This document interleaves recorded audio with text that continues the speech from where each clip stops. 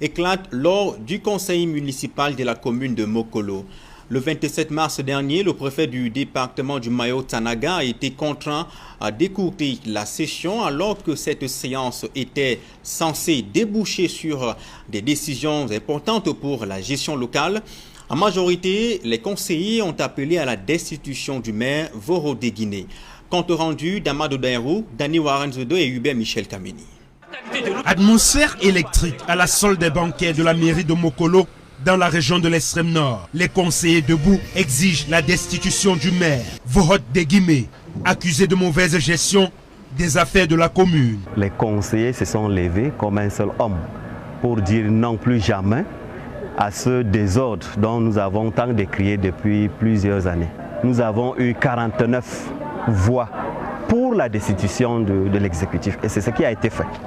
Lorsque monsieur le préfet nous renvoie pour une concertation, le maire dit que lui à son âge il ne peut pas changer et il ne changera pas. Donc nous maintenons notre position. La commune de Mokolo, la plus grande de la région de l'extrême nord, avec un budget dépassant 1 milliard de francs CFA, est pourtant marquée par l'absence des projets viables réalisés ces dernières années. Les conseillers visiblement déçus pointent du doigt l'inefficacité du maire et son équipe dans la gestion des fonds publics. Ce que nous décrions, l'exécutif, la mauvaise gestion, le comportement du chef de l'exécutif, parce qu'ils sont 6, mais le chef, c'est son comportement. Nous sommes les conseillers, parce qu'il gère mal, il ne nous respecte pas. C'est nous qui sommes, en principe, ses patrons. Mais lorsque lui, il fait seul, est-ce que nous sommes alors ensemble? Qu'on le laisse donc travailler au quartier seul, pas la commune. La commune, c'est pour nous. Face à l'escalade des tensions lors de cette session houleuse, le préfet du Mayo-Tanaga a été contraint d'ajourner la séance de travail.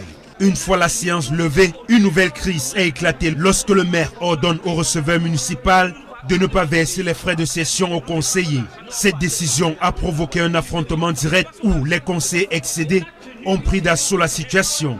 Il aurait fallu une nouvelle fois l'intervention du préfet pour calmer les esprits surchauffés.